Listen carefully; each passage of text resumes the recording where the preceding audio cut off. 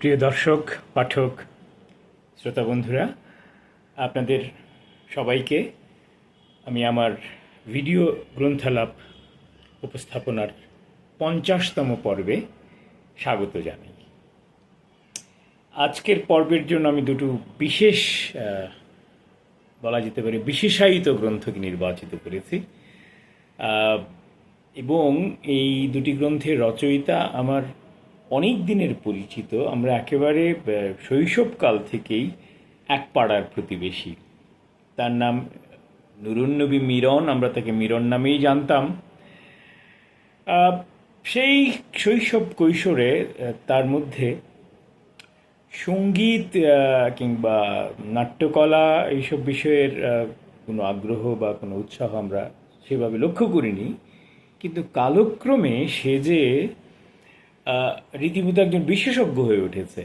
বিশেষ করে সঙ্গীতের কণ্ঠ প্রক্ষেপণ বিষয়ে, সঙ্গীত নাটকে কণ্ঠ যে একটি বড় উপাদান উপকরণ এবং সেটির এক ধরনের বিজ্ঞানসুলভ ব্যাখ্যা, বিশ্লেষণ, বৈজ্ঞানিক আলোচনা এবং একেবারে চুলচেরা খুঁটিনাটি বিশ্লেষণ করে যাকে বলা যেতে পারে একটি বিদ্যায়তনিক আলোচনা সে আমাদের উপহার দিয়েছে তার এই দুটি গ্রন্থে। গ্রন্থ দুটির নাম আগে বলে নেই।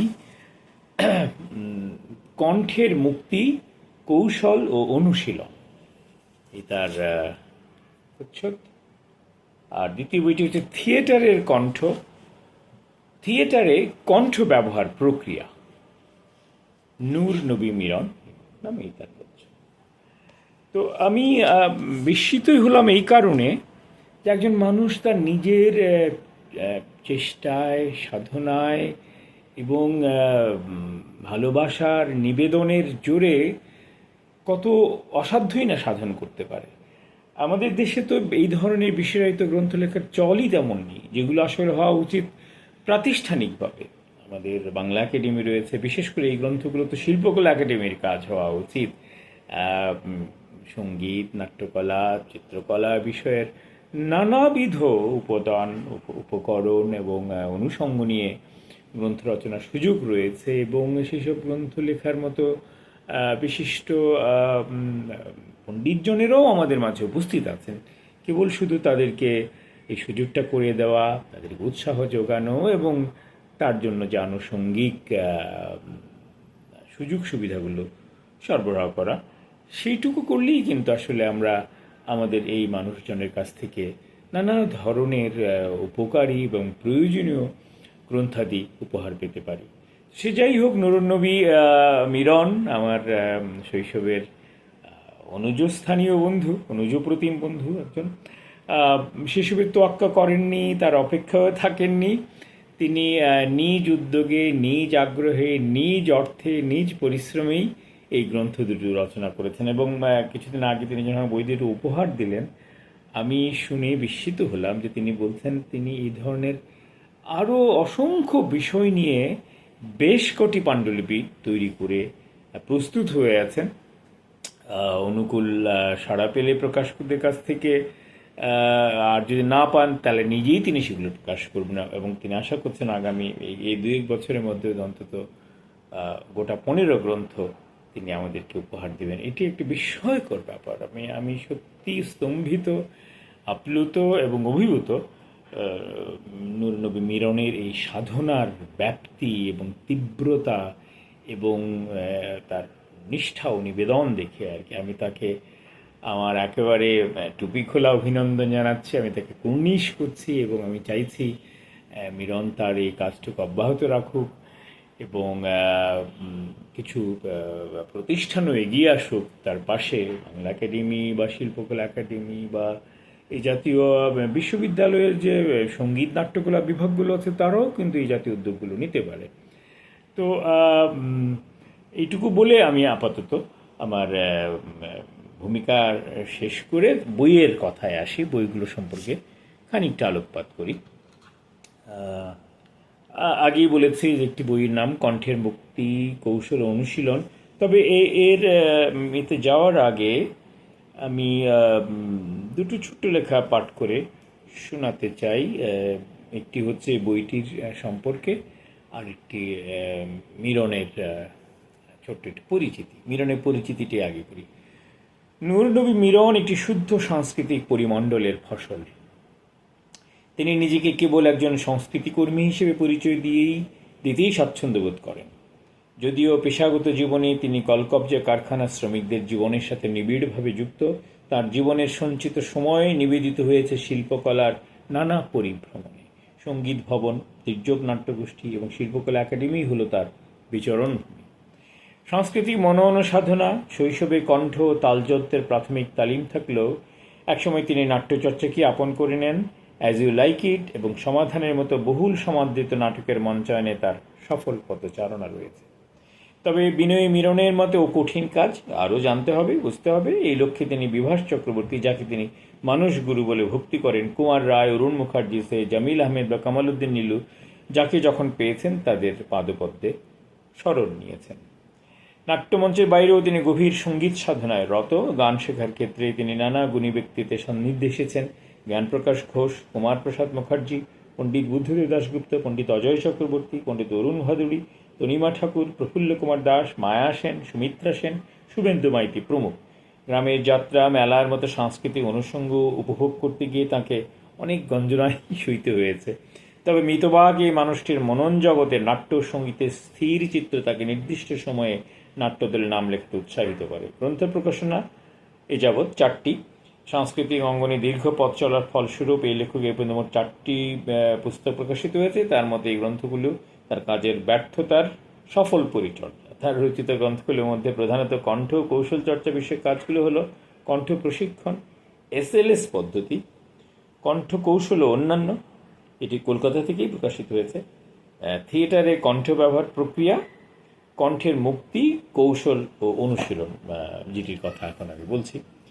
সর্বশেষ গ্রন্থ কণ্ঠের মুক্তি, কৌশল ও অনুশীলন মূলত সঙ্গীতের ও কণ্ঠ সাধনার গভীর অনুশীলন ও কৌশল নিয়ে রচিত।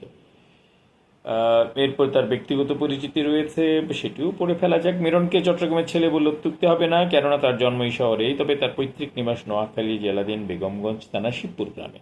সরকারি হিসাব মতে তার জন্ম তারিখ 26 নভেম্বর 1963 হলেও প্রকৃত জন্ম তারিখ 5 নভেম্বর 1962।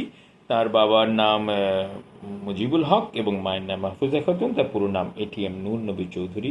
সফলতা বা বিফলতা কোনোটিকেই মিরন গুরুত্ব না দিয়ে শুধু নিজের কাজকে প্রাধান্য দেন এবং বাস্তবতা মেনে নিতে সদাই প্রস্তুত। সেই বাস্তবতা মেনে নিয়েই তিনি এই বইগুলি লিখেছেন, বইগুলি প্রকাশ করেছেন স্বীয় উদ্যোগে। আমি তার এই নিষ্ঠা ও নিবেদনের প্রতি সত্যি নতজানু হই।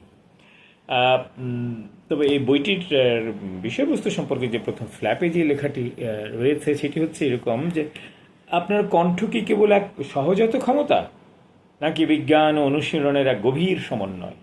দীর্ঘকাল ধরে প্রচলিত ভুল ধারণা আর লোককথার আড়ালে লুকিয়ে আছে কণ্ঠের এমন এক রহস্য, যা উন্মোচিত হলে আপনার সুরের জগৎ পাবে নতুন প্রাণ।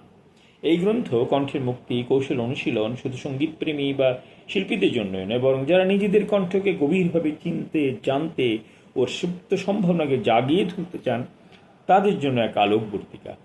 এখানে আপনি আবিষ্কার করবেন কণ্ঠযন্ত্রের বিজ্ঞানসম্মত কার্যপ্রণালী, এর অনন্য বৈশিষ্ট্য এবং সেই সব কৌশল যা আপনার বাকযন্ত্র ও সুরের অভিব্যক্তিকে দেবে পূর্ণ স্বাধীনতা। এই বই আপনাকে শেখাবে কিভাবে কণ্ঠকে একটি যন্ত্রের মতো দক্ষভাবে ব্যবহার করতে হয়, কিভাবে জন্মগত ধারণার সীমাবদ্ধতা পেরিয়ে বৈজ্ঞানিক পথে আপনার গায়কী ও বাচনিক ক্ষমতাকে নতুন উচ্চতায় নিয়ে যাওয়া যায়। প্রতিটি অধ্যায় আপনার জন্য খুলে দেবে নতুন জ্ঞানের দরজা, যেখানে কণ্ঠচর্চা হয়ে উঠবে এক আনন্দময় আবিষ্কারের যাত্রা এবং আপনার কণ্ঠস্বর খুঁজে পাবে তার সত্যিকারের মুক্তি। এক এমন উন্মোচন যা কেবল শ্রুতিমধুরতা নয়, বরং আপনার সত্তার গভীরে লুকায়িত সঙ্গীতময় সম্ভাবনাগুলোকেও মুক্ত করবে। অসাধারণ একটি ফ্ল্যাপ লেখা, এবং এর মধ্য দিয়ে বুঝতে পারছি আমরা এই বইটির গুরুত্ব এবং মাহাত্ম্য। তবে আমি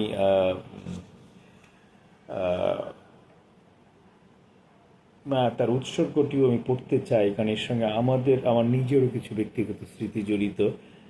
সেই উৎসর্গটি লিখেছে আমার সকল স্বপ্নের মালা, সুরে বাঁধা জীবনধারা, তৌসিফ নূর তামিম। তোমায় সুরি এই গ্রন্থ তব নামে উৎসর্গ করি। স্মরণ করার কথা বলা হচ্ছে, যেহেতু বুঝতেই পাচ্ছেন তৌসিফ নূর তামিম আর বেঁচে নেই। অত্যন্ত ছোট বয়সে, আমার যদ্দূর মনে পড়ে 12 বছর বয়সেই সে দুরারোগ্য ব্যাধিতে আক্রান্ত হয়ে পৃথিবী থেকে বিদায় নিয়েছিল। তবে তার আগে সে সঙ্গীতের উপর যে দখল এবং যে যে এক ধরনের বলা যেতে পারে নৈপুণ্য সে অর্জন করেছিল, তা রীতিমতো ঈর্ষণীয়। এবং এর জন্য আমি তাকে তার এই 12 বছর বয়সের মধ্যেই তাকে একবার আমন্ত্রণ জানিয়েছিলাম আমাদের তৎকালীন প্রতিষ্ঠান বিস্তারের যে বার্ষিক বিস্তার আর্টস ফেস্টিভ্যাল হয়, সেই ফেস্টিভ্যালের মুক্ত মঞ্চে সঙ্গীত পরিবেশনার জন্য, এবং সে একটি খেয়াল গেয়ে আমাদের উপস্থিত দর্শক শ্রোতাদের মুগ্ধ করেছিল। আমি স্মরণ করছি তৌসিফ নূর তামিমকে, এবং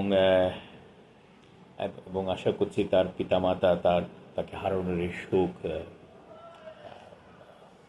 উত্তরণ করে তার যে সাধনা, তার যে অসমাপ্ত সাধনা, সেই পথে নিজেদের চালিত করবেন। সঙ্গীত থিয়েটারের পথে তাদের যতটুকু সম্ভাব্য করণীয় সেটুকু করবেন, যার নমুনা আমরা এখানে পাচ্ছি।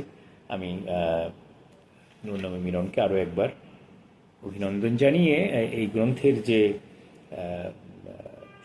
সূচিপত্রটি রয়েছে সেটি একটু চট করে পড়ে ফেলি। অধ্যায় 1 হচ্ছে কণ্ঠ এবং কণ্ঠভাবনা।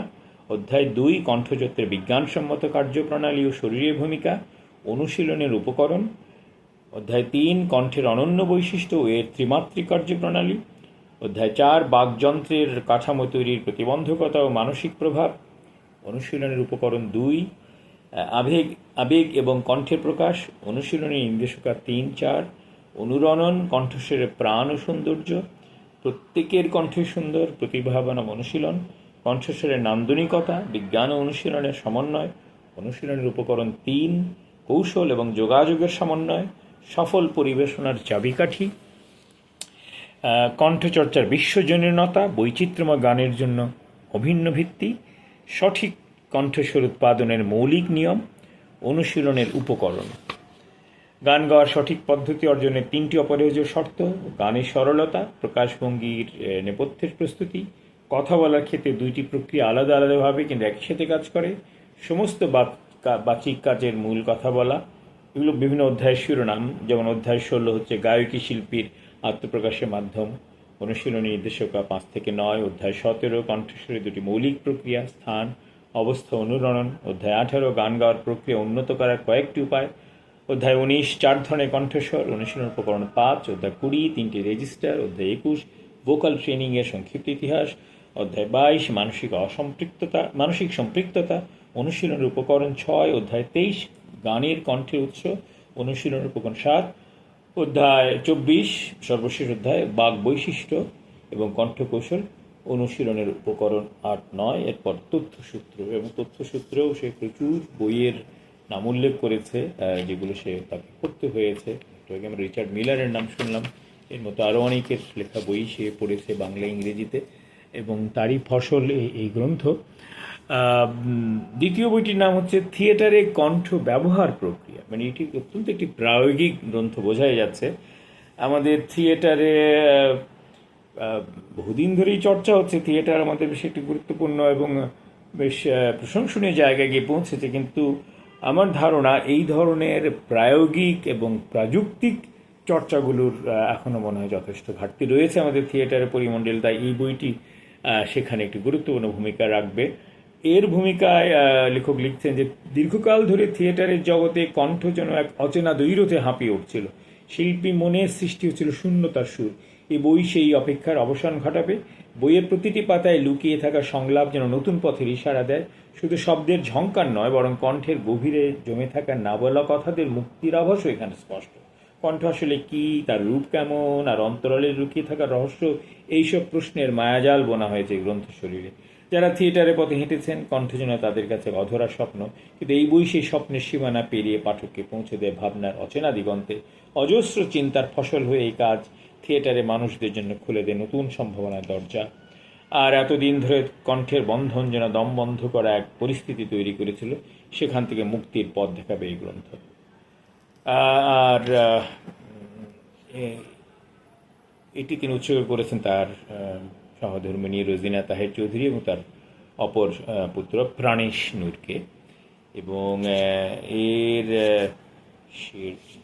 অধ্যায়ের শিরোনামগুলো বলি, কারণ প্রতিটি অধ্যায়ের আবার উপ অধ্যায় রয়েছে এবং অসংখ্য ছোট ছোট ভাগ করে তিনি বইটি সাজিয়েছেন। প্রথম বিভাগ কণ্ঠের শারীরবৃত্তি ও মৌলিক ধারণা, দ্বিতীয় বিভাগ কণ্ঠের বৈশিষ্ট্য ও সম্ভাবনা, তৃতীয় বিভাগ কণ্ঠশীলন ও কৌশল, চতুর্থ বিভাগ অভিনয়ে কণ্ঠের ব্যবহার, পঞ্চম বিভাগ সমস্ত পরিস্থিতিতে শরীরকে শান্ত রাখা, বিশ্বাসযোগ্য অভিনয়ের চাবিকাঠি, কণ্ঠের সমস্যা ও সমাধান, ষষ্ঠ বিভাগ, সপ্তম বিভাগ কণ্ঠ শরীর, অষ্টম বিভাগ কণ্ঠের নান্দনিকতা ও ধরন, নবম বিভাগ কৌশল ও পরিবেশনা, দশম বিভাগ অনুপরমাণু। এই অনুপরমাণু বিভাগটি বেশ আকর্ষণীয়।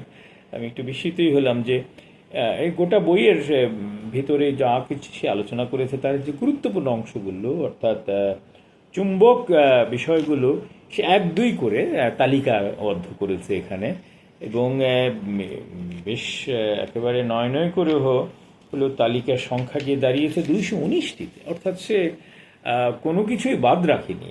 অভিনয়, কণ্ঠশৈলী, উচ্চারণ, কণ্ঠস্বর ইত্যাদি সঙ্গে সংশ্লিষ্ট যা যা বিষয় নিয়ে আমাদের কাজ করা উচিত, আমাদের ধারণা থাকা উচিত, এবং যেগুলো গুরুত্বপূর্ণ নাটকের অভিনয়ে, কণ্ঠশিল্পীদের গানের ক্ষেত্রে সব কিছুই তিনি স্পর্শ করে গেছেন এবং বেশ সহজ সুন্দর ভাষায় এই যে প্রাযুক্তিক বিষয়গুলো, প্রায়োগিক বিষয়গুলোকে আলোচনা করেছেন।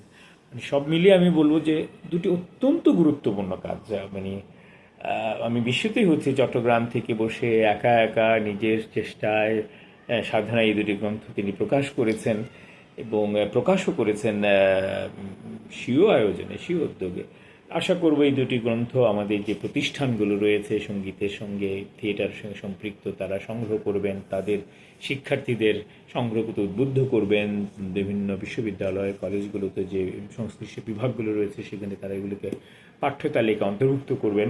তাহলে এই লেখক নুরুন নবী মিরনের পরিশ্রম সফল হবে এবং তার খানিকটা সাশ্রয় হবে এবং সে পরবর্তী কাজগুলোর জন্য উৎসাহ পাবে। সে আমাকে আগেই বলেছে যে সে আরও অসংখ্য বিষয় নিয়ে, এই ধরনের সংস্কৃতি বিষয় নিয়ে পাণ্ডুলিপি প্রায় প্রস্তুত করে রেখেছে। একটু অনুকূল পরিস্থিতি পরিবেশ পেলেই সে সেগুলো প্রকাশনে এগিয়ে আসবে। আমি নুরুন নবী মিরনকে আমার একেবারে হৃদয়ের ভেতর থেকে অভিনন্দন জানাচ্ছি, কৃতজ্ঞতা জানাচ্ছি, ভালোবাসা প্রকাশ করছি এবং আশা করছি সে বিরূপ পরিস্থিতিতে দমে না গিয়ে তার কাজ অব্যাহত রাখবে এবং আমি নিশ্চিত একদিন না একদিন এই তার এই পরিশ্রম এর ফসল সে পাবে এবং তার স্বীকৃতি এবং যথাযথ মূল্যায়নও ঘটবে এই দেশে, বিশেষ করে সঙ্গীত এবং থিয়েটারের পরিমণ্ডলে। এইটুকু বলে আমি আপাতত আমার আজকের উপস্থাপনা এখানে শেষ করছি এবং মিরনকে অভিনন্দন জানিয়ে দর্শক শ্রোতাদেরকে আহ্বান জানাচ্ছি এই গ্রন্থ দুটো সংগ্রহ করার জন্য এবং এটি যার যার ক্ষেত্রে যার যার পরিমণ্ডলে নিজের মতো করে প্রচার করার জন্য। আপনারা সবাই ভালো থাকবেন। আমি অদূর ভবিষ্যৎ আবারও ফিরে আসবো এরকমই অন্য কোনো একটি মূল্যবান এবং গুরুত্বপূর্ণ গ্রন্থের পরিচিতিমূলক অনুষ্ঠান নিয়ে। ততদিন আপনারা সবাই ভালো থাকবেন।